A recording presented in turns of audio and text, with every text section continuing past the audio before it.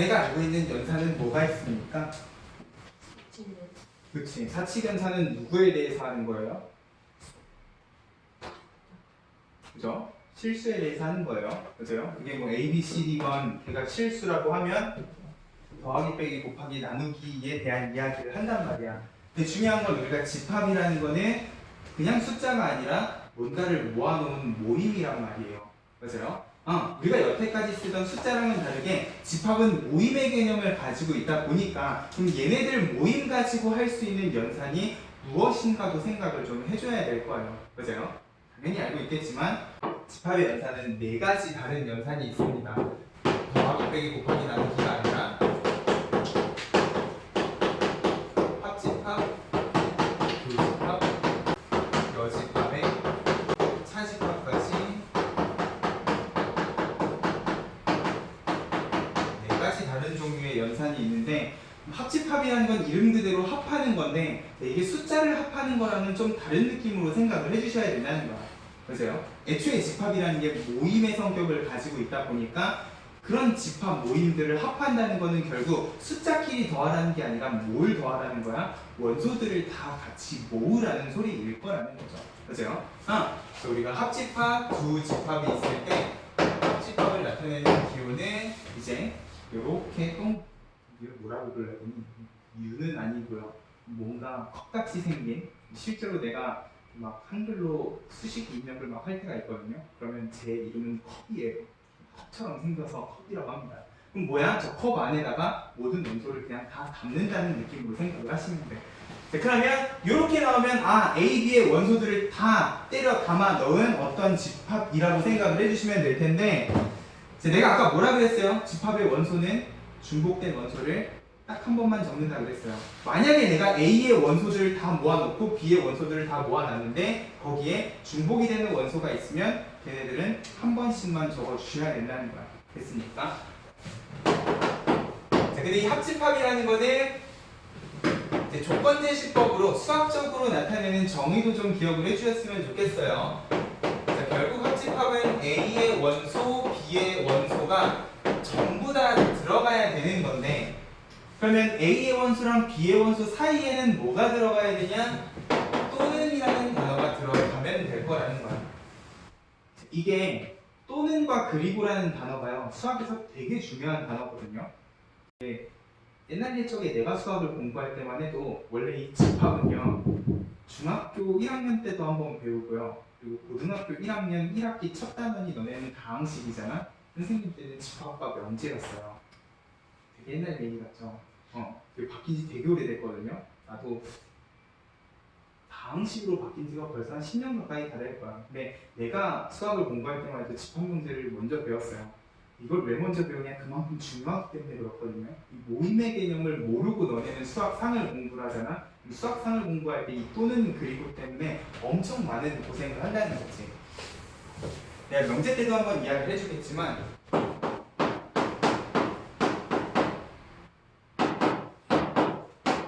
이런 2차 분행식이 있으면 얘는 해가 뭐예요? 마이너스 1하고 3의 바깥범위예요. 맞아요? 그럼 마이너스 1하고 3의 바깥범위라는 건 작은 거보다는 작고 큰 거보다는 크다는데 자, 요 사이에 들어가는 단어 혹시 뭔지 압니까? 또는이 들어가요. 왜 또는이야? 요 2차 분행식을 내가 부등식으로 나타내면 아마 이런 느낌일 거예요. 맞아? 근데 중요한 건 요 2차 분행식에는 여기 있는 x를 집어넣어도 성립하죠? 여기 있는 x를 집어넣어도 마찬가지로 성립을 해요. 그러면 여기 있는 것도 포함하고 여기 있는 것도 포함을 하려면 또는이라는 단어 자체가 의미하는 게 뭐야? 이것도 되고 저것도 되고잖아. 맞습니까? 근데 이제 너네는 이 또는이라는 단어를 그냥 뭐라고 생각을 해주셔도 되냐? 합집합이라고 생각을 해주셔도 된다는 거야. 결국 또는은 전부 다 모아놓고 합쳐놨다라는 느낌으로 생각을 해주시면 된다는 거죠. 이걸 배우고 2차 부등식을 배우는 거랑 안 배우고 2차 부등식을 배우는 거랑 되게 느낌이 달라요. 되게 안 그럴 것 같지만 많은 학생들이 또는 그리고 때문에 2차 부등식에서 엄청 개고생을 하거든요. 그럼 부등호 방향을 바꾸면 얘는 뭐가 되는 거야? 그치? 마이너스 1하고 3, 사이 범위가 되는 거지. 자, 그냥 우리는 편의상 이렇게 적어요. 사이 범위면. 근데 얘가 실제로 문장으로서 의미하는 게 뭐냐면 얘는 마이너스 1보다 크다랑 3보다 작다를 어떻게 연결을 해야 되냐? 그리고 라는 단어로 연결을 해야 돼요. 만약에 내가 이걸 쟤처럼 또는으로 연결을 해버리잖아. 또는은 무슨 집합이라고? 합집합이라고. 잘 봐라. 마이너스 1보다 크다라며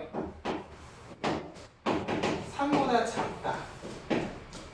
이 두 범위를 또는 합집합으로 합쳐버리게 되면 여기 있는 x들 전부 다 하고 여기 있는 x들 전부 다를 그냥 합쳐버린다는 소리가 된다는 거야. 이렇게 되면 뭐야? 얘는 그냥 모든 실수지. 빵꾸고 나발이고 그냥 이쪽 범위 이쪽 범위 다 합치면 그냥 모든 실수가 돼버린단 말이야.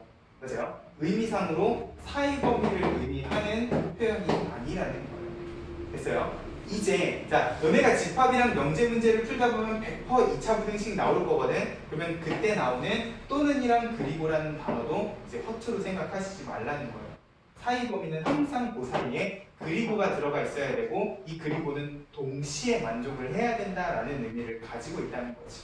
그러면 마이너스 1보다 크면서 3보다 작은 동시에 만족하는 범위해야지만 얘가 의미상 사이 범위가 될 거라는 거야. 됐죠? 이런 것들도 이제 우리가 집합을 배우면 훨씬 문장들을 수학적으로 깔끔하게 이해를 해줄 수 있다는 거예요. 됐죠? 합집합은 항상 또는이라는 단어랑 같이 따라다니는 개념이구나 라는 것도 같이 좀 기억을 해줬으면 좋겠고, 교집합은 뭐냐? 두 집합의 공통인 원소들을 다 모아놓은 어떤 집합이라고 생각을 하면 이게 이제 뭐야? 공통인 원소이기 때문에 동시에 만족하는 원소들만 적어야 된다라는 거예요. 그래서 교집합은 항상 그리고라는 단어랑 같이 따라다니는구나라고 생각을 해주시면 될 겁니다. 됐죠? 합집합, 교집합은 두 집합의 원소를 다 때려 넣을 것인가 아니면 공통으로 들어가 있는 애들만 넣을 것인가 라는 관점에서, 그리고 단어로는 또는 그리고 하고 항상 같이 따라다닌다 라고 생각을 해주시면 될 거예요. 자, 여집합 무슨 뜻이야? 뭡니까? 남을 여자죠. 맞아요? 아까 전에 내가 여사건 할 때도 똑같은 여자를 쓰는 거거든. 결국 여집합이라는 거는 A라는 집합이 있으면 그 집합의 원소를 제외한 원소들을 모아놓은 집합일 거예요. 근데 그러려면 여집합이라는 걸 이야기하려면 그냥 집합 A만 이야기하면 안 돼요. A라는 집합이 1, 2, 3을 포함하고 있는데 그러면 A의 원소가 아닌 원소는 누가 있느냐? 없잖아. 그죠? 내가 A만 이렇게 그려놓으면 A의 원소가 아닌 애들은 실제로 존재하지 않는단 말이에요. 맞아요? 결국 우리가 여집합이라는 걸 이야기하려면 항상 같이 따라다녀야 되는 개념이 하나 있는데 그게 뭐야? 전체 집합.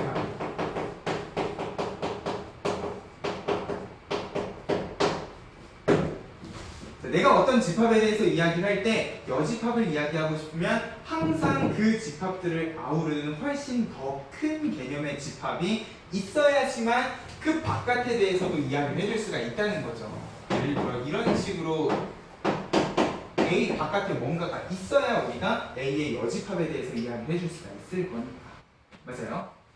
근데 개념적으로는 당연히 여집합이 어렵지 않지만 항상 이 집합의 연산은 조건제시법으로도 기억을 좀 해주면 좋을 것 같아요. 자, 일단 A의 원소가 아닌 애들로 구성을 해야 되고 이 A 바깥에 뭐가 있어야 돼? 전체 집합이라는 개념이 있어야지만 우리가 여집합의 원소에 대해서 이야기를 해줄 수가 있다는 거예요. 그렇죠? 전체 집합 안에는 있는데 A의 원소는 아닌 그런 개념이라고 생각을 해주면 될 겁니다. 그렇죠? 마지막 차집합. 이름만 들어도 뺄셈일 것 같은 느낌이 드는데, 아까 합집합에서도 이야기를 했지만 집합에서 합한다는 거는 실제 숫자들을 더하는 게 아니라 그랬어요. 그죠? 모임들을 다 합쳐놓는 개념이라고 생각을 하면 차집합도 쓰기는 내가 빼기 기호를 쓰는데 이게 실제로 빼는 거는 숫자 빼기 숫자가 아니라 뭡니까? 집합 안에 있는 그 뒤에 원소들을 쏙쏙쏙 빼는 거예요. 맞아요? 원소에서 원소를 뺀다는 느낌으로 우리가 차집합이라는 걸 기억을 해주셔야 돼요. 자, 근데 이 차집합은 문제가 있어. 어떤 문제가 있냐? 이런 문제가 있어요. A, B라는 집합이 이런 식으로 구성이 돼 있다고 생각을 해봐. 보기 편하라고 내가 계속 벤 다이어그램을 그려서 이야기를 하는데 원소 나열법을 이용을 해서 A, B를 나타내줘요. 자, 이렇게 두 집합이 주어져 있을 때 내가 A 차집합 B 읽을 때에도요, 이건 실제로 뺄셈 계산이 아니기 때문에 A 빼기 B 이딴 식으로 읽으시면 안 돼. A 차집합 B 하고 읽으면 자, A 집합에서 B 집합의 원소를 빼야 된단 말이야. 중요한 건 B 집합은 4, 5, 6, 7, 8을 포함을 하고 있는데 6, 7, 8을 빼고 싶어도 지금 A 집합에는 6, 7, 8이 있어 없어? 없어요. 자, 분명히 B에 있는 원소를 빼야 되는데 애초에 뺄 필요가 없는 애들까지 우리가 굳이 뺄 필요는 없을 거라는 거야. 맞아요? 그러면 결국 차집합이라는 건 원소를 빼기는 빼되 뭐만 빠진다고 생각을 하면 돼? A, B에 동시에 들어가 있는 원소들만 빠진다고 생각을 하면 돼요. 있어야 빼지. 맞아요? 4, 5는 있기 때문에 빠지는 건데 6, 7, 8은 애초에 있지도 않은 거기 때문에 뺄 필요가 없다는 거예요. 됐습니까? 그래서 차집합이라는 거는 원소를 빼는데 꼭 요 안에 있는 거, 동시에 들어가 있는 것만 뺀다는 느낌으로 생각을 하면 얘는 이렇게 나타내 줄 수도 있을 거예요. 자, 쓰기는 이렇게 써도 문제는 없지만 실제로 빠지는 원소를 생각을 하면 결국 A랑 B에 공통으로 들어가 있는 교집합의 원소가 빠진다라는 느낌으로 생각을 해주셔도 된다는 거예요. 됐습니까? 자, 그리고 차집합도 마찬가지 조건제시법으로서도 기억을 해주면 참 좋겠어요. 그러면 차집합은 A의 원소들 중에서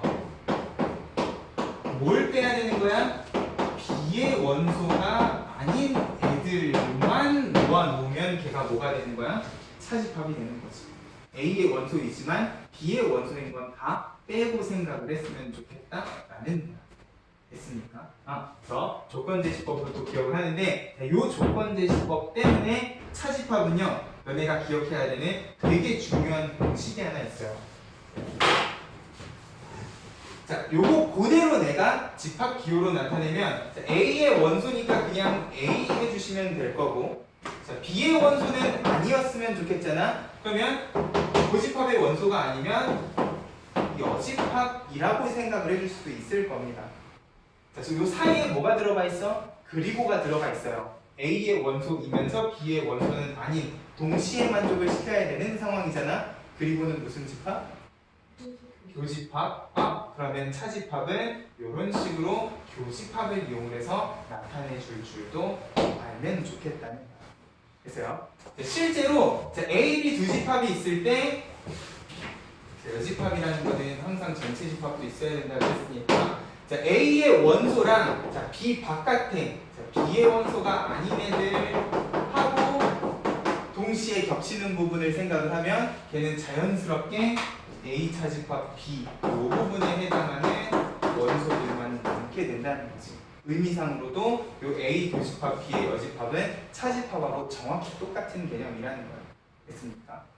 그래서 차집합은 차집합으로도 잘 기억을 해야 되겠지만 얘를 교집합으로 고쳐서 나타내는 것도 상당히 중요합니다.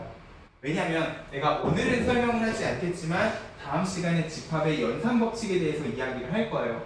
그 집합의 연산법칙에 대해서 이야기를 할 때 우리가 집합의 연산 4개를 배웠으면 걔네들 가지고 어떤 이야기를 해줘야 돼? 교환법칙, 결합법칙, 분배법칙에 대해서도 이야기를 해줘야 돼요.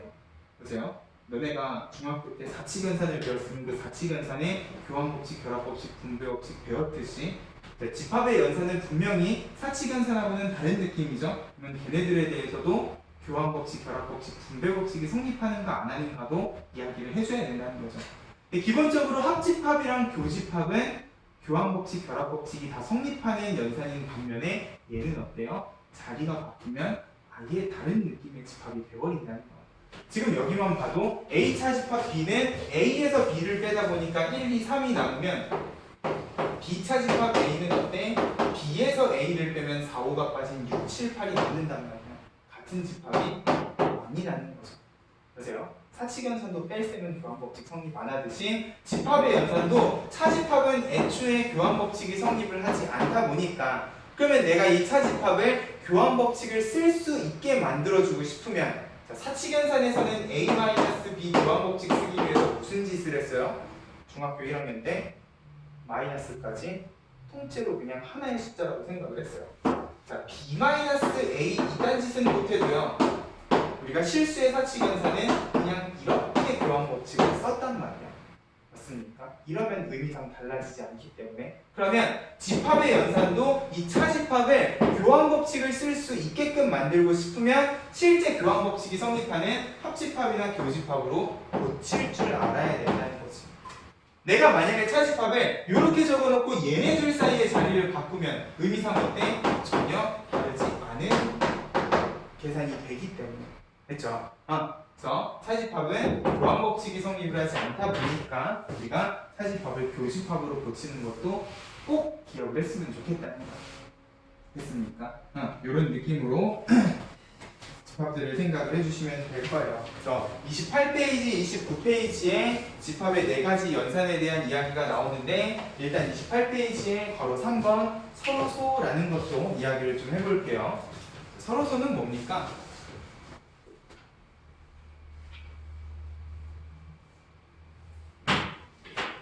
여기 서로소라는 말을 집합에서만 듣지는 않았을 거예요. 서로소라는 단어 어디서 봤었지? 어느 수? 노노. 자연수 단어에서 봤죠? 중학교 1학년 첫 단어의 자연수 단어에 보면은 자연수에서 서로소는 뭐였어요?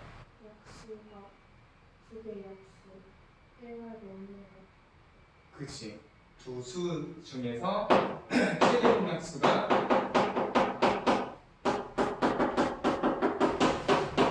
설마 최대 공약수 이야기를 해주고 싶었던 겁니까? 최대 공약수가 1인 두 수. 근데 이 최대 공약수가 1이라는 표현 자체가 되게 웃긴 게 1은 누구나 가지고 있는 거 아닙니까? 그죠? 자연수가 있으면 1은 누구나 가지고 있는 약수란 말이야. 결국 서로소라는 거는 소인수 분해를 해봐도 얘네 둘이 겹치는 약수가 그냥 없는 두 수라고 생각을 해도 상관이 없어요. 1은 누구나 가지고 있는 거기 때문에. 그럼 집합도 마찬가지 관점에서 생각을 하면 됩니다. 수학에서 서로소는 그냥 겹치는 게 없는 두 수. 겹치는 게 없는 두 수는 집합이든 그냥 겹치는 게 없다라는 느낌으로 생각을 해주시면 돼요. 그럼 집합도 결국 겹치는 원소가 없는 두 집합을 서로소라고 생각을 해주면 된다는 거죠. 집합이 집합이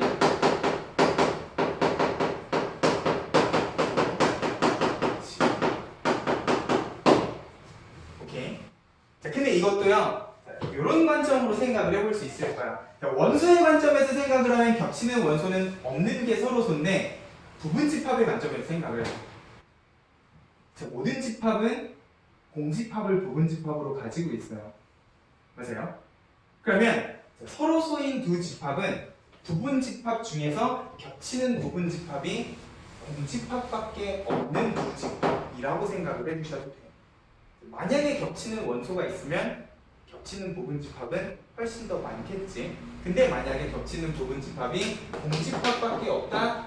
그러면 그런 두 집합은 마치 최대 공약수가 누구나 다 가지고 있는 1인 거랑 비슷한 느낌으로 생각을 해주실 수도 있다는 거야. 됐죠? 결국 자연수든 집합이든 서로소라는 건 뭐다? 겹치는 게 없는 두 개의 무언가라고 생각을 해주시면 될 겁니다. 됐죠? 28쪽 저 밑에 보면은 합집합과 교집합의 성질 있어. A랑 공집합 합하면 당연히 A고 A랑 공집합, 교집합은 당연히 공집합일 거예요. A랑 A는 합해도 A고 교집합도 A고 3번에다가만 별표 하나만 칠게요. 연산법칙에서 빠졌는데 옛날에는 바로 3번을 흡수법칙이라고 이야기를 했었어. 흡수법칙이라고도 좀 적어놓고요.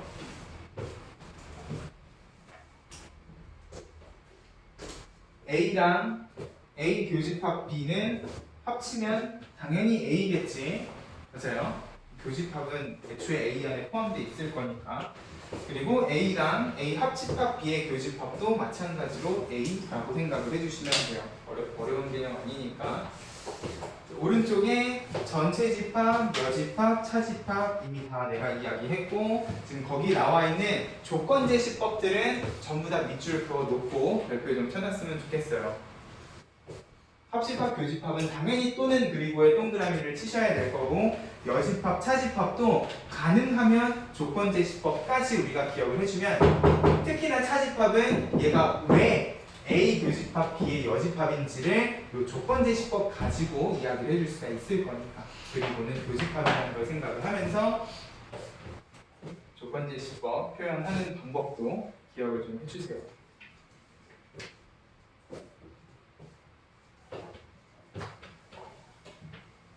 다음 페이지로 넘어가 보면 여집합과 차집합의 성질이라고 되어 있는데, 뭐 1, 2, 3, 4번은 다 당연한 얘기들이니까 가벼운 마음으로 읽어보시면 돼요.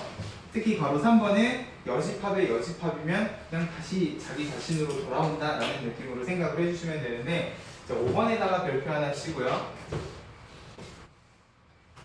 차집합이라는 걸 표현하는 여러 가지 표현들이 있지만, 너네는 제일 앞에 이 부분하고 이 부분까지만 밑줄을 긋고 별표를 쳐주시면 좋겠죠. A 차집합 B는 A 교집합 B 여집합까지. 그 뒤에도 여러 가지 표현이 있지만 이 두 개는 꼭 좀 기억을 해줘야지만 우리가 나중에 연산 법칙에 대한 이야기를 할 때 간단하게 정리를 해줄 수가 있을 겁니다.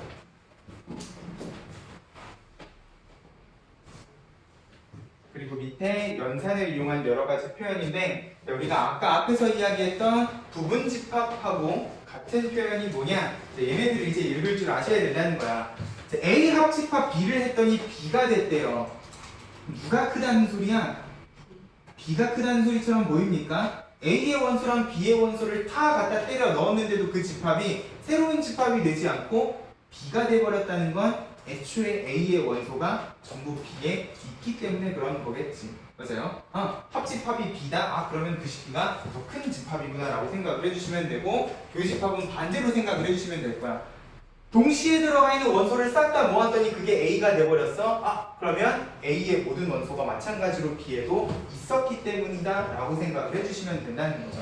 됐어요? 그래서 부분집합을 나타내는 표현들이 이런 것들이 있구나. 3번까지 A 차집합 B를 했더니 남는 게 없대요. 다 빠졌다는 소리잖아? 왜 다 빠졌어? B에 다 있기 때문에 다 빠졌다? 라고 생각을 해주시면 된다는 거야. 맞아요?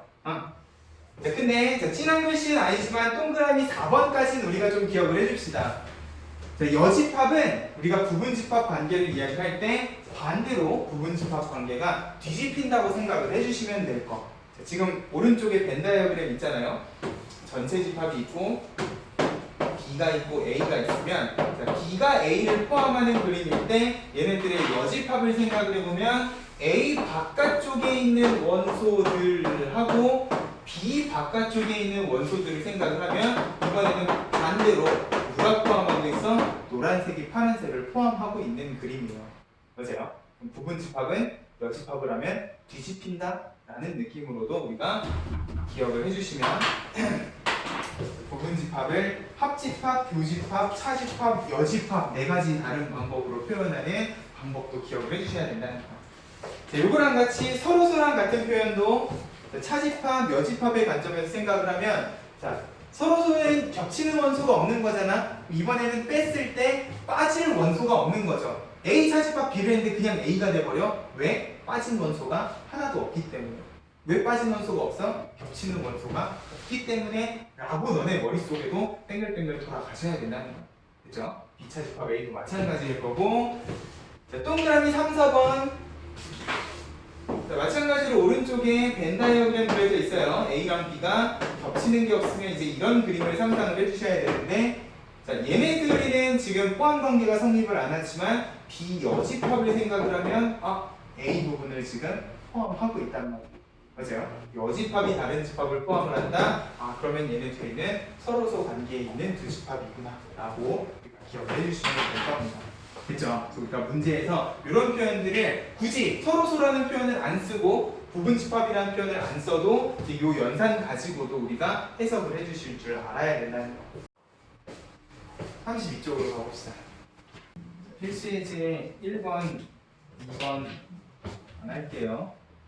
알아서 해주셔. 특히나 조건제시법으로 나와 있는 애들은 가능하면 원소나열법으로 싹 다 고쳐놓고 얘네들 따져주시면 될 겁니다. 얘네들은 어려운 내용들 아니니까 가벼운 마음으로 풀어주시면 될 거고 필수 예제 3번만 가볍게 한번 보자. 집합 A라는 게 1보다 크고 10보다 작은 소수야. 누구누구 있습니까? 2 소수야. 5 7 끝이죠. 맞아요? 그러면 요거랑 이제 비교를 해주셔야 돼. 서로소라는 건 겹치는 원소가 없는 애인데 B 겹치는 원소 없지요? 맞아요? B는 서로소예요. C 10의 양의 약수다. 10의 약수 중에는 2도 있고 5도 있잖아. 탈락이야. 맞아요? 이건 뭐 원소나열법 안 써도 바로 보이죠? 자, D 1하고 10 사이의 짝수. 자, 소수는 기본적으로 누구 하나 빼면 다 홀수야. 2 빼면 다 홀수예요. 근데 안타깝게도 소수 안에는 짝수가 하나 들어가 있기 때문에 D도 탈락이야. 자, 4의 배수 없죠? 4, 8, 12 뭘 갖다 놔도 지금 여기 겹치는 건 또 없습니다. 그러면 서로소인 거는 1랑 2라고 생각을 해주시면 돼요. 그죠? 어렵지 않아. 넘어갑시다.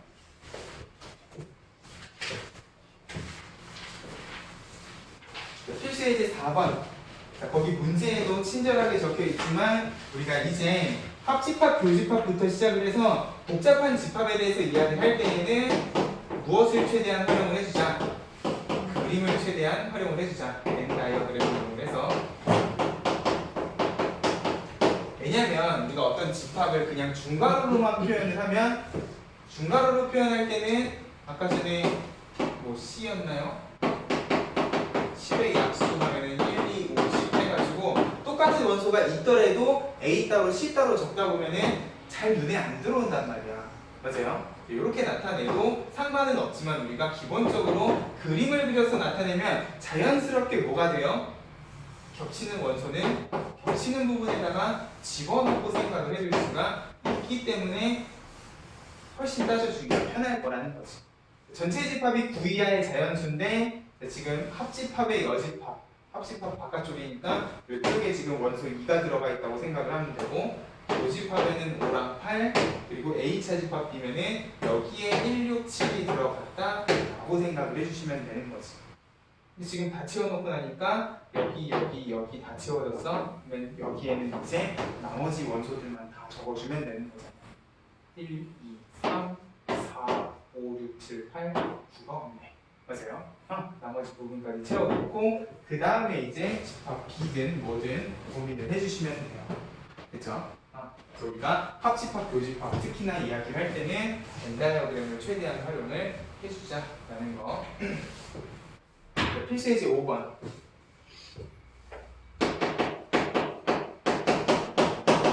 자, 약간 비슷한 느낌의 문제가 이번에는 교집합의 관점에서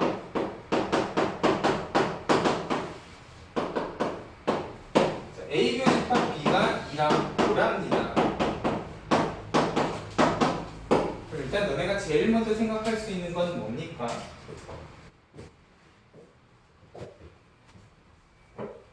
뭐부터 가면 되겠니?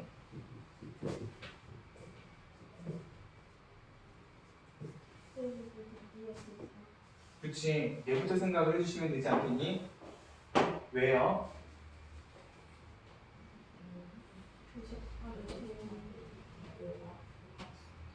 그죠?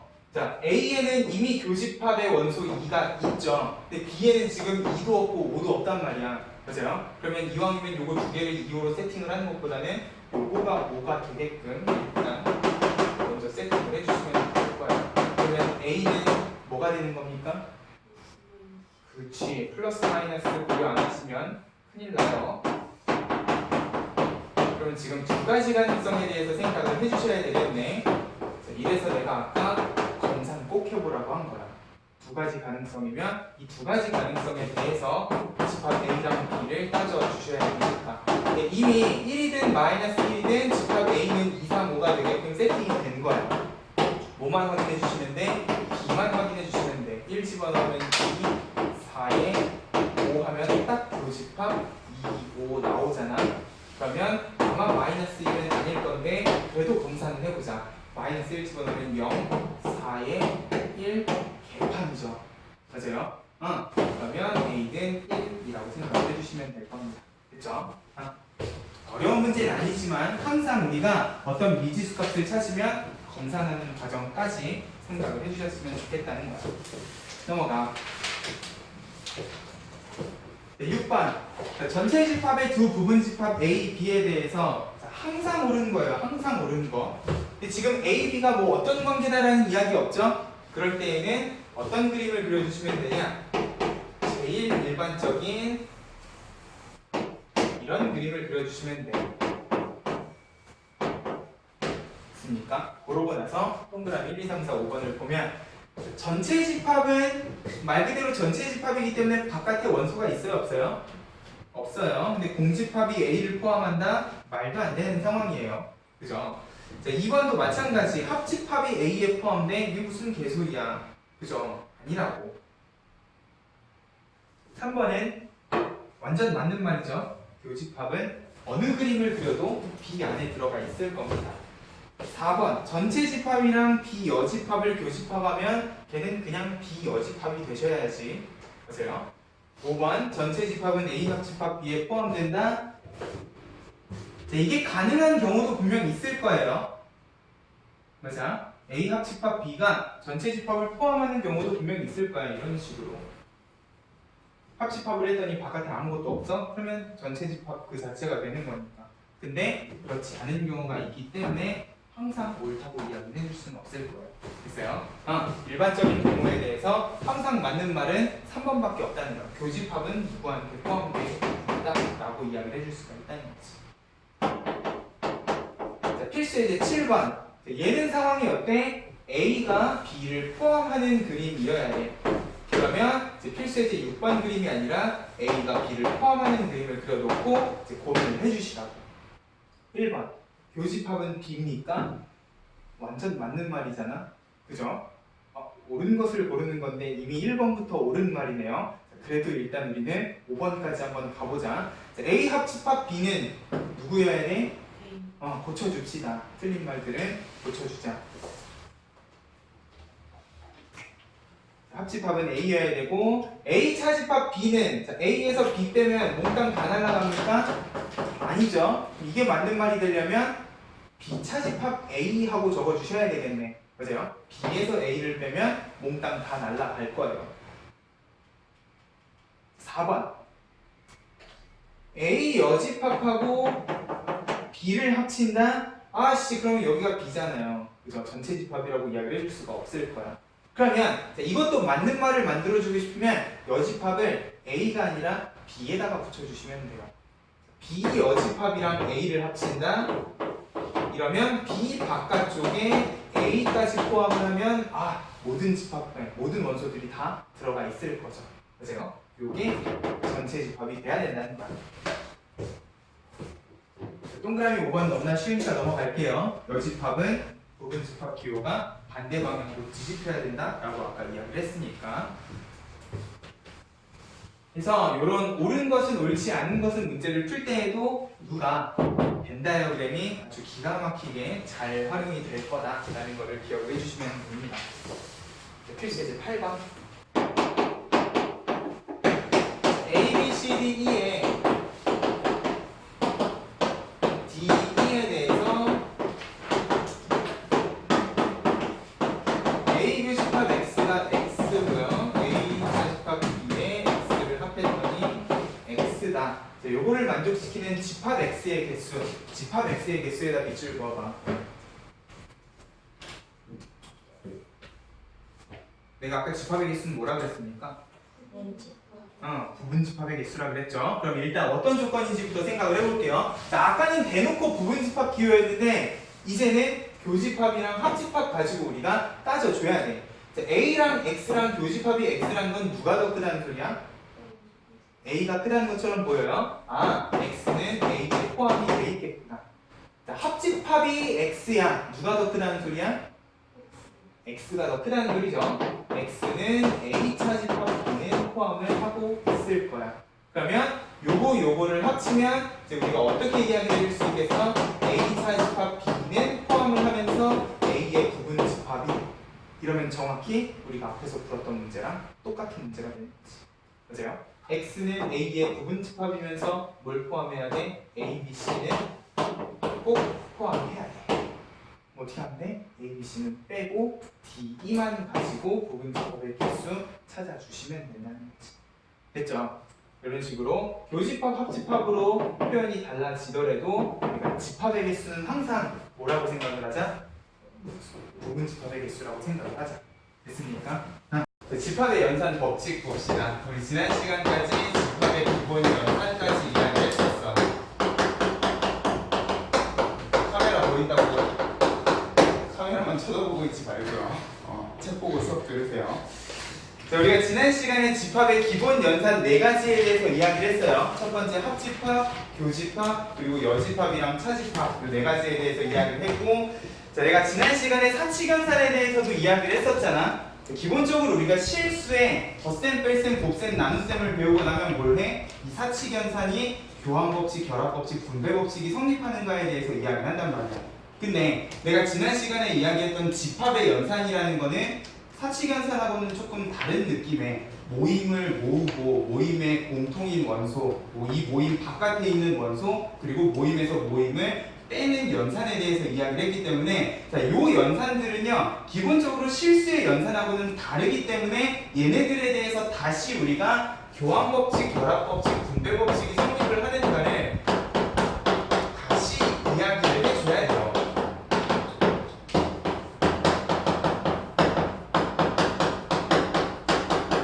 거기에 이제 집합에만 있는 드몰간의 법칙이라는 것까지 우리가 집합의 연산법칙 4가지에 대해서 이야기를 할 겁니다.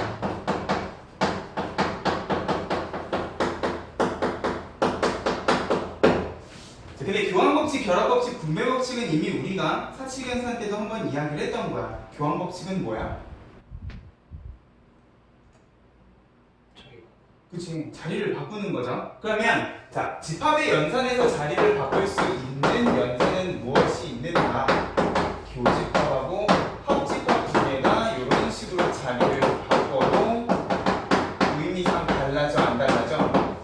안 달라지죠. 내가 모임을 합치는 합집합의 관점에서 A의 원소랑 B의 원소를 다 합치는 거랑 B의 원소랑 A의 원소를 합치는 거는 똑같은 얘기란 말이야.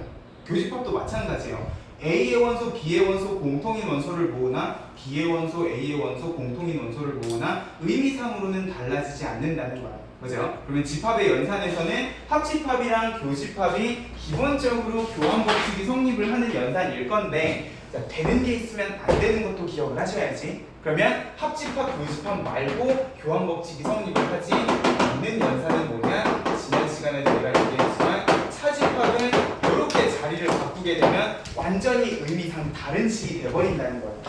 A집합에서 B집합에 있는 원소를 뺄 때 애초에 B에는 있지만 A에 없는 것까지 우리가 뺄 필요가 없다고 그랬잖아. 근데 관점이 바뀌면 B의 집합에서 A집합의 원소들을 뺀다는 거는 아예 다른 느낌이기 때문에 우리 사칙연산도 뺄셈은 교환법칙 못 썼어요. 맞아요? 우리 중학교 1학년 때 배우잖아. 자, A 빼기 B랑 B 빼기 A는 같은 거야? 다른 거죠. 맞아요? 자, 이 짓거리 안 하려고 우리가 중학교 1학년 때 이 뺄셈 계산을 어떻게 정리를 한다고 정의를 내렸냐면은 이 뺄셈을 그냥 마이너스 부호까지 포함을 해서 덧셈 계산으로 정리를 요렇게 하자라고 중학교 1학년 때 배우고 요 부호까지 자리를 바꾸는 교환법칙에 대해서 이야기를 했단 말이야. 기본적으로 사칙연산은 덧셈, 곱셈만 교환법칙이 성립을 하기 때문에. 맞아요? 자, 그러면 이 차집합이 교환법칙이 성립을 하지 않으면 얘를 교환법칙이 성립하게끔 만드는 방법은 뭐야? 바꿔주는 거죠. 지난 시간에 차집합은 뭘로 고칠 수 있다고 그랬어? 교집합. 그래, 교집합으로 고칠 수 있다고 그랬어요. A 차집합 B는 A랑 B의 여집합을 교집합을 한 거고, 자, 이 상태에서 내가 자리를 바꾸면 교환법칙 성립하겠어, 안 하겠어? 할 거라는 거야. 됐어요? 그래서 차집합은 교환법칙이 성립하지 않기 때문에 우리가 뭘로 고쳐야? 교집합으로 고쳐야 교환법칙이 성립하는 연산으로 만들어줄 수가 있다는 거죠. 그래서 교환법칙이라는 거는 자리를 바꿔도 의미가 달라지지 않는 어떤 연산, 합집합, 교집합에 대해서만 성립을 한다. 그죠? 그럼 결합법칙은 뭐야? 괄호. 괄호 있는 것. 있는 거 뭐에 대해서요? 연산. 연산, 어떤 연산? 집합의 연산. 집합의 연산. 맞아요? 자, 우리 사칙연산에서 결합법칙은 기본적으로 숫자가 몇 개일 때 이야기야? 3개 이상일 때 이야기야. 자, 2개일 때 자리를 바꾸는 건 우리가 교환법칙이라고 해요. 근데 만약에 내가 숫자 3개 이상, 그러면 여기는 집합이니까 집합을 내가 3개 이상을 이런 식으로 합집합을 했을 때, 자, 얘네 둘이를 먼저 합치는 거랑 얘네 둘이를 먼저 합치는 거랑 의미상 어때요? 다 똑같죠. 맞아요? A, B에 있는 걸 합쳐놓고 C에 있는 걸 합치나 B, C를 합쳐놓고 거기다 A를 합치나 의미상 달라지지 않는다는 거야. 맞습니까? 교집합도 마찬가지. A, B의 교집합이랑 C를 교집합한 거랑 A랑 B, C의 교집합을 다시 교집합을 한 거는 의미상 달라지지 않는다는 거야. 그래서 되게 비슷한 느낌의 연산 법칙이에요. 교환 법칙이랑 결합 법칙은 결국 계산 순서를 어떻게 해도 합집합, 교집합은 의미상 달라지지 않는다는 얘기잖아. 근데 2개면 교환 법칙, 3개 이상이면 결합 법칙이라고 생각을 해주셔야 돼요. 됐습니까? 자, 근데 이 결합 법칙에다가 하나만 좀 정리를 하자. 이게 집합의 연산에서는요, 결합 법칙이랑 너네가 분배 법칙을 무진장 많이 헷갈리거든요. 그래서 결합 법칙에다가 이렇게도 좀 정리를 좀 할게요. 연산이 전부 같을 때, 기본적으로 교환법칙, 결합법칙은 내가 연산하는 집합들 사이에 연산기호가 전부 다 똑같을 때에만 순서를 바꿀 수 있다, 괄호를 다시 묶을 수 있다에 대한 법칙이라고요. 그래서 지금 여기 보면 전부 다 합집합만 있잖아. 밑에 줄은 교집합밖에 없단 말이야. 근데 만약에 합집합이랑 교집합이 섞여? 그러면 거기다가는 절대로 결합법칙을 쓰시면 안 된다는 거야. 됐죠? 연산기호가 달라지게 되면 우리는 뭘 고려를 해줘야 되냐? 요 밑에 있는 분배법칙을 고려를 해주셔야 된다는 거예요. 그래서요, 분배법칙에다 별표를 치고, 우리가 집합의 연산에서 항상 우리가 연산을 간단하게 만들 때 제일 1번으로 고민을 해야 되는 게 분배법칙입니다. 자, 그러면 자, 다시 실수의 연산으로 돌아와서 우리가 사칙연산을 할 때 분배법칙이라는 건 뭐였냐면은 A를 B 플러스 C에다가 곱했을 때 어떻게? 곱하기 A를 B랑 C에다가 분배해준다. 요게 분배법칙이었지. 맞아요? 자, 그러면 이쪽에서 1로 넘어가는 것도 우리가 분배법칙이라고 이야기해야 안 해?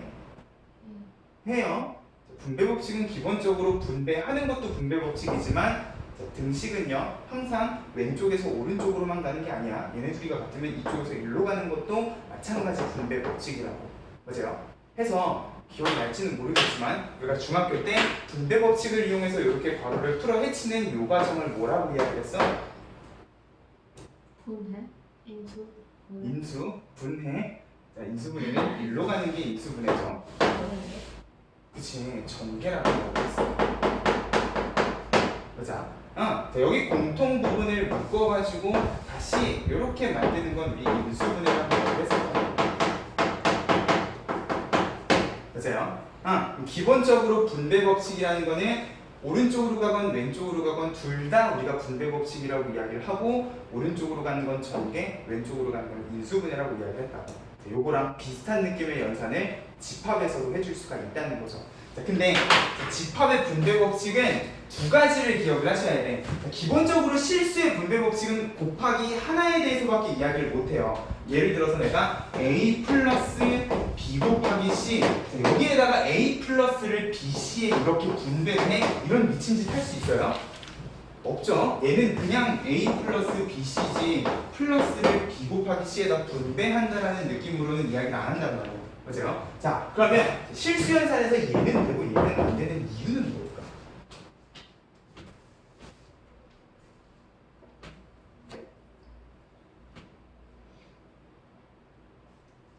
한 번도 생각해 본 적 없죠? 그렇다니까 그런 줄 아는 거지. 보세요. 자, 기본적으로 실수의 연산에서 분배 법칙은 곱하기밖에 안 되는 이유가 뭐냐면 더하기랑 곱하기는요 전혀 관련 없는 계산이 아니라서 그래요. 곱하기는 결국 뭐 간단하게 만들려고 만든 기호야? 그치, 더하기 여러 번 하는 거를 귀찮아서 한 방에 표현한 게 곱하기라는 거야. 보세요. 곱하기는 기본적으로 더하기 계산의 상위 연산이라는 거죠. 더하기를 간단하게 만들려고 곱하기를 썼으면 이 상위 연산을 내가 하위 연산에다가 이렇게 분배를 하는 건 가능한데 더하기를 오히려 곱하기한테 분배를 하는 건 불가능이라는 거죠. 됐어요? 그래서 우리가 더하기 빼기 곱하기 나누기를 할 때는 곱하기만 분배 법칙을 썼으면 집합은, 자, 우리 아까 교환 법칙, 결합 법칙, 합집합, 교집합에 대해서 다 성립한다고 그랬잖아. 분배 법칙도 마찬가지로 합집합, 교집합의 분배 법칙을 써줄 수가 있다라는 사실을 기억을 하셔야 돼요.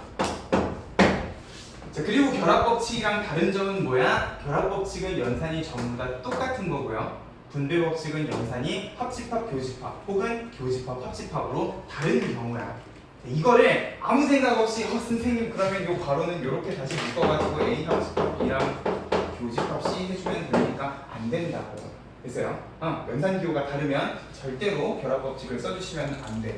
자, 그러면 얘는 마찬가지 저기 있는 것처럼 합집합을 마치 B랑 C한테 이렇게 분배해 준다는 느낌으로 계산을 하게 되면 A 합집합을 B한테 그리고 A 합집합을 C한테 분배했으면 요 사이에는 뭐가 들어가면 돼? 여기 있는 것처럼 가운데 연산이 교집합하고 들어가면 된다는 거예요. 그래서 교집합도 마찬가지예요. A 교집합을 내가 B랑 C한테 분배를 해주게 되면 A 교집합 B 그리고 A 교집합 C를 합친다라는 느낌으로 우리가 교집합 합집합을 분배를 해줄 수가 있다는 거죠. 그래서 자, 근데 합집합도 되고 교집합이 되는 이유는 뭐냐? 아까 쟤랑은 다르게 합집합, 교집합은 애초에 연산이 다른 연산이기 때문에 그래요.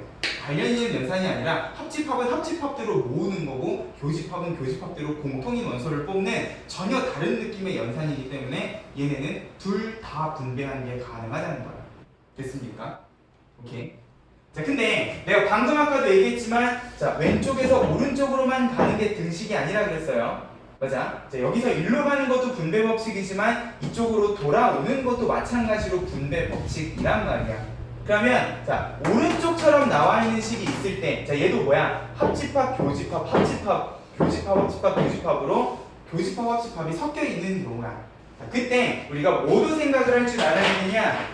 자, 마치 우리가 인수분해를 하듯이 자, 여기 공통으로 들어가 있는 애들이 있으면 묶어놓고 나머지 것들을 그냥 B 더하기 C 하고 정리하는 게 인수분해였단 말이에요.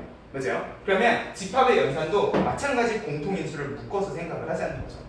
그래서 자, 근데 우리가 사칙연산 때는 곱하기 기호를 생략을 해놓고 그냥 A만 묶어도 인수분해하는 데는 크게 문제가 없었거든. 자, 근데 집합의 연산은 우리가 합집합이랑 교집합 둘 다 분배 법칙이 가능하잖아요. 그러면 자, 요거를 묶을 때 이런 식으로 묶어버리라는 거야. 자, A가 공통인수인데 이 A뿐만 아니라 그냥 합집합 기호까지 마치 그냥 공통인수라고 생각을 하고 문자처럼 묶어버리게 되면 자, 요거 그대로 묶어놓고 괄호 안에다 못 쓰시면 돼. B 교집합 C 하고 적어주시면 된다. 어떤 느낌인지 알겠어요? 요렇게 하면 우리가 배운 요 인수분해랑 거의 비슷한 느낌으로 분배 법칙을 이용한 인수분해 해줄 수 있을 거라는 거야. 그래서요. 요 밑에도 마찬가지 A뿐만 아니라 교집합 기호까지 그냥 공통인수라고 생각하고 묶어버리라는 거지. 묶었으면 나머지 B 합집합 C만 바로 안에 그래서 때려 넣어주면 우리가 인수분해까지 생각을 할 수 있을 줄 알아야 된다는 거야. 그쵸? 그래서 집합의 연산도 전개랑 인수분해 두 가지 관점으로 생각을 해줄 줄 알면 좋겠다는 거. 됐습니까? 그래서 40페이지에 보면은 교환법칙, 결합법칙, 분배법칙이 있는데 결합법칙에다 적어 놓으셨죠? 분배법칙에다가는 그러면 연산이 섞여 있을 때 라고 메모를 해놓고 결합법칙이랑 분배법칙도 구분을 잘 좀 해주셨으면 좋겠다는 거. 그쵸? 전부 다 합집합이고 전부 다 교집합이면 결합법칙 쓰시면 돼요. 근데 교집합, 합집합이 바로도 묶여있고 섞여있다? 그럴 때는 항상 분배법칙을 생각을 하시죠. 그러면 얘를 분배해서 전개할 것인가 아니면 공통인수를 묶어서 다시 묶어낼 것인가 그것만 문제에서 잘 판단을 해주시면 된다는 거예요. 됐습니까? 여기까지는 우리가 매우 사칙연산하고 비슷한 느낌의 결합법칙, 교환법칙, 분배법칙이에요. 여기에 집합에만 있는 특이한 연산법칙이 뭐냐면 지금 저 4번에 나와 있는 드모르간의 법칙이에요. 드모르간이라는 사람이 어떤 걸 발견을 했느냐? 제가 A 합집합 B의 여집합이라는 집합을 그냥 A 여집합이랑 B 여집합의 관점에서 구하고 싶다 해가지고 요거를 A 여집합, B 여집합하고 뒤집었더니 얘는요 요 가운데 있는 합집합을 그대로 쓰면 전혀 다른 집합이 돼버리더라라는 거야. 이 합집합의 여집합하고 같은 느낌의 집합이 되려면 이렇게 여집합을 했을 때에는 이 가운데 있는 합집합 기호도 교집합으로 이렇게 뒤집으면 정확히 똑같은 집합이 되더라라는 것을 발견을 했다는 거죠. 그래서 교집합도 마찬가지야. A 교집합 B를 전체 여집합을 했을 때 얘가 어떤 집합이 되는가를 A 여집합 그리고 B 여집합의 관점에서 생각을 하면 가운데가 교집합이면 이 바깥에는 합집합으로 연산 기호가 뒤집혀야 된다는 거죠. 자, 드모르간의 법칙은 너네가 어떤 식으로 기억을 해주시면 되냐? 이 여집합이라는 기호가 집합만 뒤집는 게 아니라 얘는요 집합 A, B만 여집합하고 뒤집는 게 아니라 뭐까지 뒤집는다? 이 가운데 연산 기호까지. 합집합이 있으면 교집합으로, 교집합이 있으면 합집합으로 연산 기호까지 뒤집어 버린다라는 느낌으로 생각을 해주시면 된다는 거야. 됐죠? 오케이. 그래서 41페이지에 드모르간의 법칙이 왜 성립하는가 밑에 벤 다이어그램으로 잘 정리를 해놨어요. 요거는 차근차근히 읽어보시면 될 거예요. 됐죠? 자, 그러면 이 연산 법칙을 이용해서 우리가 어떤 문제들을 풀어줄 수가 있을 것인가. 42쪽으로 가봐. 필수 예제 9번입니다. 전체 집합의 두 부분 집합 A, B에 대해서 우리가 분명히 지난 시간까지는 이런 식으로 집합들이 쭉 주어져 있으면 기본적으로 벤 다이어그램을 이용을 해서 정리를 했어요. 근데 이게 이제 필수 예제 9번, 바로 3번도 보면 겁내 복잡해 보인단 말이야. 보세요. 이런 식으로 연산이 복잡하게 들어가 있는 경우에는 이 상태로 우리가 벤 다이어그램을 그려서 판단하기가 쉽지는 않죠. 연병 3번에 야, 이런 애들을 어떻게 벤 다이어그램으로 일일이 막 따져가면서 구합니까? 해서 자, 일단 우리가 벤 다이어그램 가지고 파악을 하기 전에 우리가 배운 연산 법칙을 이용해서 최대한 얘네들을 간단하게 정리를 해보자는 거예요. 일단 차집합은 우리 저기 있는 연산 법칙에서 이야기 안 했어요. 차집합은 항상 뭘로 고쳐야 돼? 교집합으로 고쳐주셔야지. 그러면 A 교집합에 A 차집합 B는 A 교집합 B의 여집합 요렇게 일단 정리를 하는데 자 요렇게 지금 교집합 돼 있다고 이거 결합법칙 아니야. 왜? 우리 방금 드모르간의 법칙 배웠잖아. 그죠? 이 여집합은 누구까지 뒤집어야 돼? 얘까지 뒤집어야 돼요. 맞습니까? 그러면 드모르간의 법칙을 이용해서 내가 A 여집합에 합집합 B하고 전부 다 뒤집으면 이제 교집합 합집합이란 말이야. 얘는 무슨 법칙? 무슨 법칙? 분배 법칙.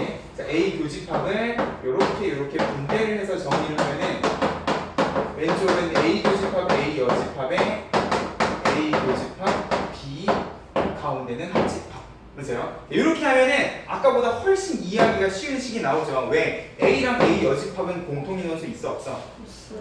없죠. 공집합이야. 그럼 그 공집합에다가 A 교집합 B를 합칠 게 없죠. 얘는 그냥 A 교집합 B라고 생각을 해주시면 된다는 거예요. 됐죠? 일단 복잡한 식들은 간단하게 정리를 해놓고 고민을 해보자는 거지. 됐습니까? 마찬가지 관점에서 2번도 자, 요거 바로 차집합 교집합으로 고칠게요. A 여집합에 전체 여집합하면 이번에는 교집합이 합집합으로 뒤집힐 거야. 이건 뭐야? 전부 다 합집합이죠? 그럼 뭐가 가능해? 결합 없이 가능해. 맞아요? 전부 다 합집합이면 자, 요거랑 내가 요거를 먼저 합쳐도 상관없지 않겠습니까? 그러면 A랑 A 여집합을 합치면 뭐가 돼요? 그치, 이번엔 합집합이니까 전체 집합이 돼요. 그거랑 다시 B 여집합을 합쳐도 일단 전체 집합이기 때문에 얘는 그냥 전체 집합이라고 생각을 해주시면 돼요. 됐죠? 상황이 달라요. 분명히 얘는 교집합 합집합이고 얘는 합집합 합집합이야. 됐죠? 이 상황들을 너네가 잘 파악을 해주셔야 된다는 거예요. 3번.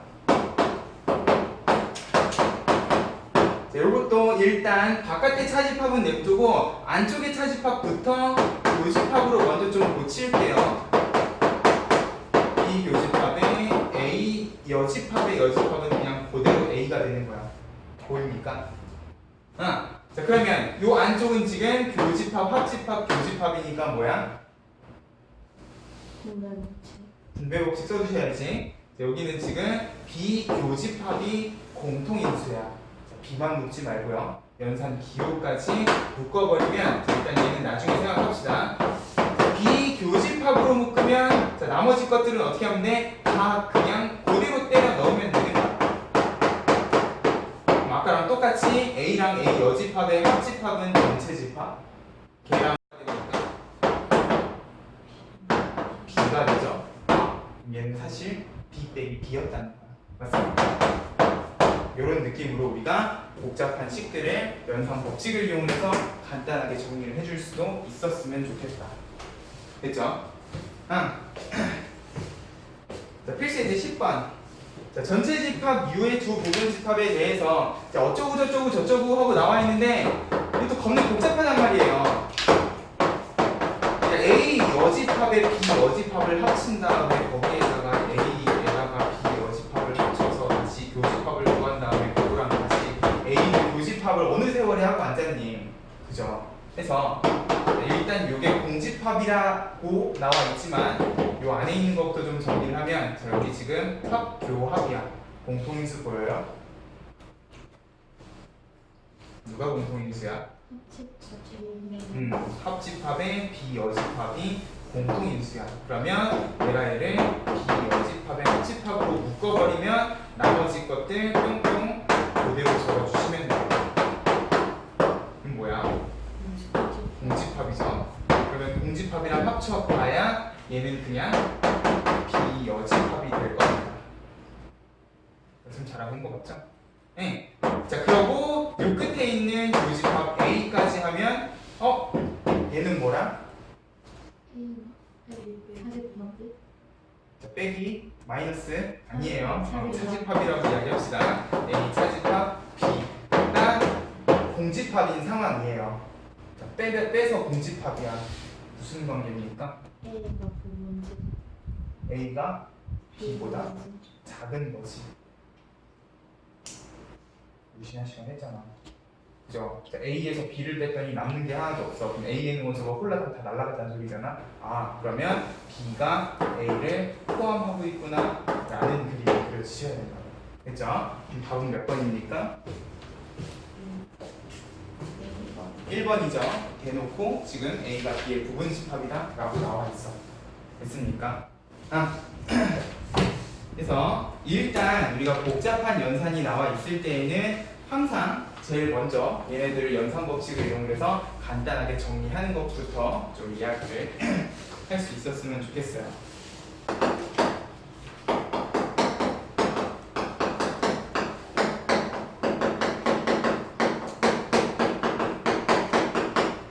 원소의 개수도 지난 시간에 이야기했던 거고 합집합도 지난 시간에 이야기했던 거예요. 두 집합 A, B가 있을 때 내가 A 합집합 B의 원소의 개수를 세고 싶다라고 하면은 집합은 기본적으로 중복인 원소를 한 번만 센다고 이야기를 했었죠. 맞아요? 근데 내가 A 합집합 B의 원소의 개수를 셀 때 A 집합의 원소의 개수랑 B 집합의 원소의 개수를 가지고 이 합집합의 원소의 개수를 구하고 싶다라고 하면 자, 저렇게 되면 문제가 뭐야?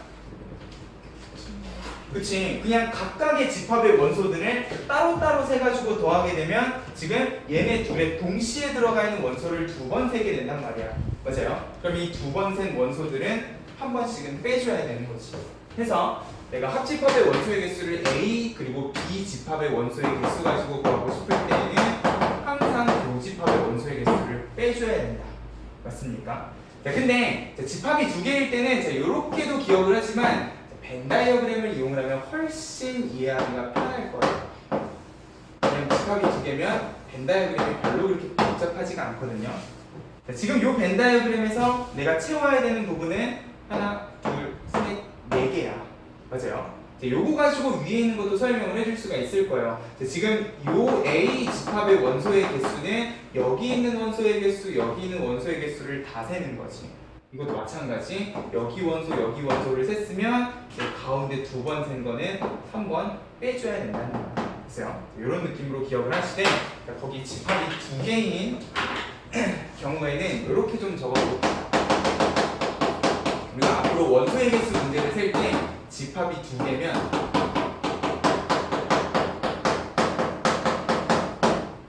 공식도 기억을 하겠지만 벤 다이어그램을 이용해서 문제를 풀면 금방 풀린다는 거예요.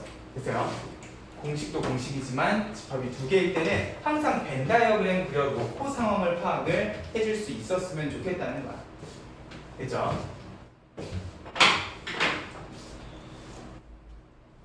집합이 두 개인 건 별로 안 어려워요. 근데 이제 집합이 세 개가 되면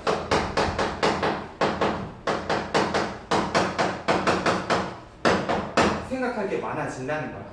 내가 만약에 A 합집합, B 합집합, C 세 집합의 합집합의 원소의 개수를 구하고 싶다. 근데 얘를 A 집합의 원소의 개수랑 B 집합의 원소의 개수 그리고 C 집합의 원소의 개수를 가지고 구해주고 싶다고 하면 자, 이 이후에 추가로 뭘 더 고려를 해줘야 될까는 일단 벤 다이어그램을 그려서 정리를 좀 해볼게요. 아까처럼 자, 집합이 3개인 경우에 우리가 일반적으로 생각할 수 있는 벤 다이어그램은 아마 이런 느낌일 거예요.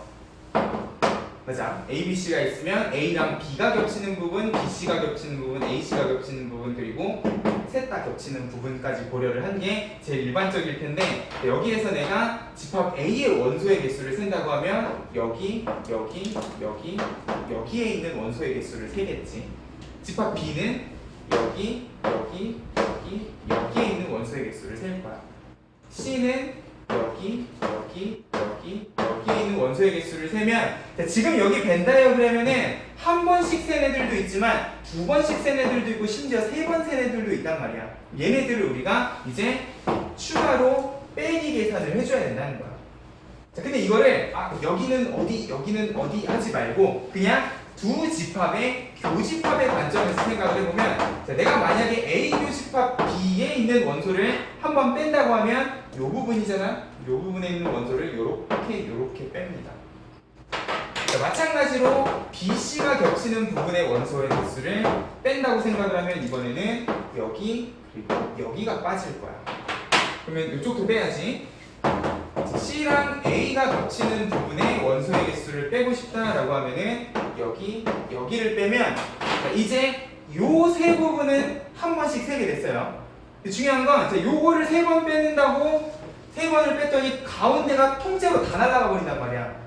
세 번을 셌는데 세 번을 다 뺐죠. 여기 부분이 지금 통통 비잖아. 다시 어떻게 해주셔야 돼? 더해주셔야 돼.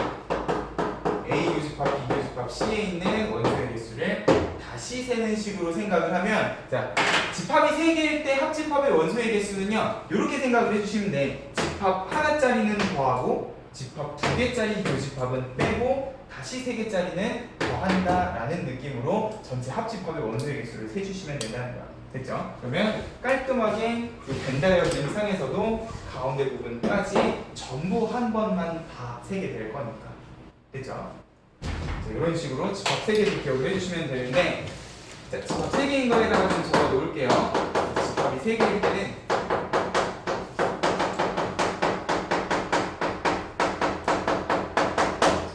벤다이어그램을 그려놓으니까 2개 때랑은 다르게 겁내 복잡하잖아요. 저기 한 칸 한 칸을 일일이 채우는 거는 아마 힘들 거란 말이야. 그래서 벤다이어그램은 참고는 하되 저기에다 숫자를 채워넣지 말고 이왕이면 공식을 이용을 해서 이렇게 쭉 적어놓고 요 각각의 원소의 개수를 문제에서 찾아다가 채워넣는 식으로 정리를 하자는 거예요. 됐죠? 집합이 2개일 때랑 3개일 때 우리가 활용해야 되는 게 다르다는 거죠. 3개일 때는 가능하면 공식을 쭉 적어놓고 정리를 해줬으면 좋겠다는 거죠. 됐죠? 그래서 지금 여기 유한집합의 원소의 개수는 요것만 조심을 해주시면 돼. 밑에 여집합과 차집합의 원소의 개수도 있기는 한데요. A 여집합의 원소의 개수는 당연히 전체 집합에서 A의 원소의 개수를 빼주시면 되는 거죠. 그게 상식적인 부분이고, 차집합, 가로 2번의 차집합은 조심을 해주셔야겠네. A의 원소의 개수에서 B의 원소의 개수를 통째로 빼는 거야? 아니죠. 차집합은 그렇게 빼는 게 아니었어요. 그죠? 공통인 원소만 빠지는 거였기 때문에 내가 원소를 구하고 싶다고 하면 A의 원소의 개수에서 교집합의 원소의 개수만 빼주셔야 될 겁니다. 그렇죠? 실제 원소의 개수를 셀 때는 꼭 교집합의 원소의 개수만 뺀다라는 느낌으로 생각을 해주시면 될 거야. 됐죠? 응. 문제를 볼게요. 48쪽. 필수예제 11번. 자, 그럼 우리가 앞으로 집합하고 관련된 문제를 볼 때 일단 제일 먼저 눈여겨봐야 되는 건 뭐냐? 지금 이 문제에 집합이 몇 개인지를 제일 먼저 보세요. 몇 개야? 2개. 2개죠. 그러면 공식 쓰지 말고 그냥 벤다이어그램에다가 하나하나 채워 넣으라는 거야. 자, 근데 원래 벤다이어그램은 원소를 집어넣으려고 그리는 거잖아. 여기다 지금 원소의 개수를 지금 적어야 돼요. 자, 전체 집합이 60개인데 전체 집합은 적어야 될 공간이 많으니까 원소의 개수는 요 옆에다 이렇게 적읍시다. 그리고 집합 A도 37개가 지금 요 부분 얼마인지 모르니까 여기다가 37, 여기다가 40이라고 적어놓고, 자, 요거 자, A 여집합의 B 여집합의 교집합이야. 얘는 뭡니까? 무슨 법칙? 여집합이 많을 때에는 그 모르가니 법칙을 이용해서 합집합의 여집합이라고 생각을 하면, 아, 요게 15개면 어디가 15개라는 소리야? 여기가 15개라는 소리야. 자, 요 정도만 정리해도 나머지 부분을 채울 수 있다는 소리야. 왜? 자, 여기가 15이면 A 합집합 B는 몇 개라는 소리입니까? 45개라는 소리죠. 자, 근데 집합 A랑 B는 더하면 몇 개야? 77개야. 줄에 많잖아요. 맞아? 그러면 합집합이 45가 되려면 요 가운데는 몇 개여야 되는 거? 32개가 돼야 되는 거. 겁내 많네. 그러면 요 부분은 5개, 요 부분은 8개라고 생각을 하고 문제를 보는 거야. B차 집합 A, 8개라고 이야기를 해주시면 된다는 거지. 됐죠? 그래서 벤다이어그램에다가 채워 넣는 식으로. 지금 필수예제 11번에는 해설에 벤다이어그램이 없어요. 그려주세요. 됐죠? 공식을 써도 되는데 이왕이면 벤다이어그램 그려놓고 한 칸 한 칸 집합이 2개일 때는 채워 넣으면 될 거라는 거야.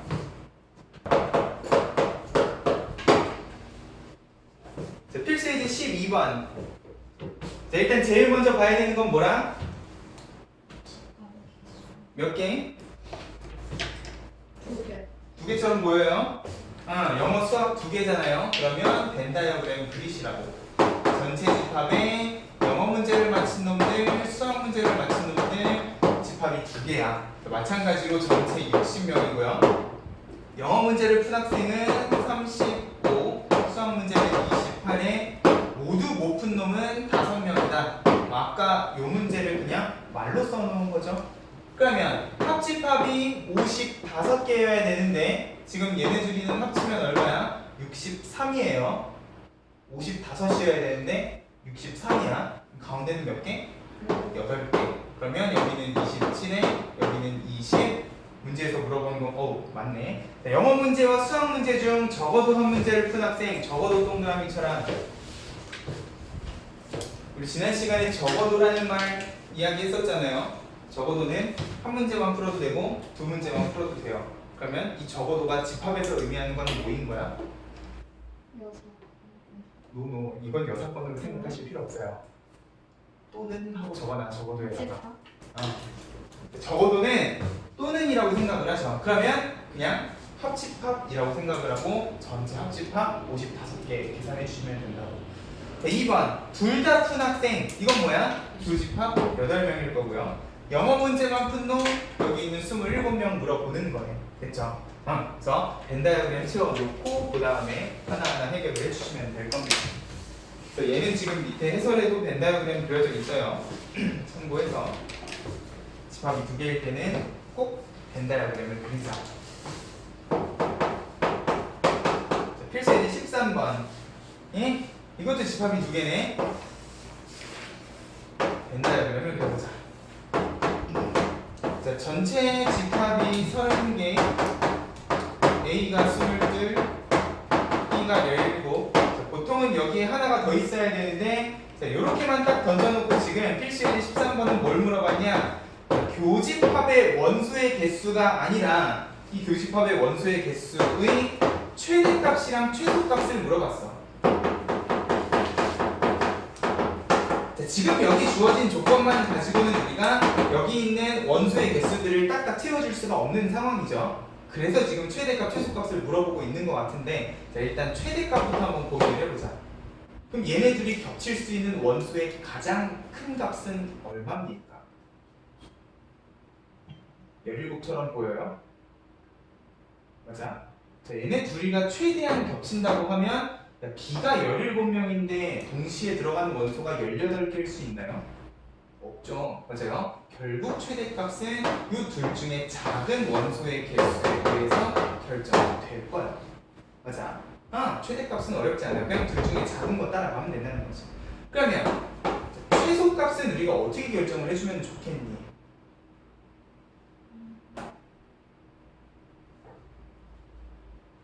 잘 생각해봐. 아까 전에 우리가 합집합에 없을 때. 응? 여집합 없을 때. 여집합이 없을 때 누구의 여집합이요? 합집합의 여집합이요. 맞아요. 우리 아까 전에 합집합의 원소의 개수 구할 때 요거 가지고 합집합의 원소의 개수 구하고 얘네 둘이 더해가지고 차이만큼을 교집합이라고 이야기를 했단 말이야. 맞아요? 자, 내가 만약에 여기를 빵이라고 생각을 하면 생기는 문제가 뭐야? A는 A대로 22이고 B는 B대로 17이면 합하면 39이잖아요. 근데 전체 집합이 몇 명이야? 30명이지? 말이 돼, 안 돼? 안 돼요. 자, 최소값은 가장 작으면 좋겠지만 자, 이렇게 되면 문제가 발생을 하기 때문에 자, 전체 집합이 30이면은 최소 몇 개는 교집합이어야 된다는 소리야? 그치? 9개는 있어야지 말이 된다는 소리야. 이렇게 되면 이제 여기는 0이라고 이야기를 하고 A 합집합 B가 꽉꽉 채워서 그냥 30명이라고 이야기를 해주시면 되겠네요. 맞아요? 9 밑으로는 이 전체 집합 때문에 더 이상 내려갈 수가 없다는 거지. 그래서요, 이런 느낌으로 우리가 교집합의 원소의 개수 최대 최소를 고민을 해줄 수도 있을 겁니다. 됐죠? 지금 여기 필수 예제에는 집합이 2개인 것밖에 안 나왔는데 집합이 3개인 것도 간단하게만 좀 볼게요. 어디 집합이 3개가 있니? 이렇게 없네. 48쪽에 62번이 집합이 3개다. 자, 근데 얘도요, 안타깝게도 이 공식을 뭐 써도 돼요. 지금 여기 A의 원소, B의 원소, C의 원소 쭉쭉쭉 있는데, 자, 이 문제는 뭐가 없어? 그래, AC가 지금 겹치는 부분이 없어요. 근데 중요한 건 이게 없으면 뭐도 없는지 알아? 이것도 없겠지. 맞아요? 야, A랑 C가 겹치는 부분이 없는데 세상에 A, B, C가 다 겹치는 부분이 어디 있겠니? 맞아요? 자, 그러면 공식의 관점에서도 집어넣기 그렇게 어렵지 않을 텐데, 자, 이렇게 교집합이 하나 없는 집합 3개면 얘는 그냥 벤 다이어그램을 그려도 상관없습니다. 왜? 쟤랑은 좀 다른 느낌일 거거든. 자, A랑 C가 겹치는 부분이 없는 A, B, C는요 아마 이런 느낌일 거예요. 맞아. 이러면 쟤처럼 복잡한 게 아니라 그냥 요 부분 각각의 부분들 생각보다 어렵지 않게 채워 넣어줄 수 있기 때문에 자, 3개짜리도 벤 다이어그램은 고민은 해보시라고. 됐죠? 근데 고민을 해봐도 이런 복잡한 모양이 나와. 그럼 어디로 가시라고? 공식에다가 문제에 주어진 원소의 개수들을 채워 넣으시라. 됐습니까? 이렇게 해서 집합의 원소의 개수까지 정리하면 집합 단원은 끝이야.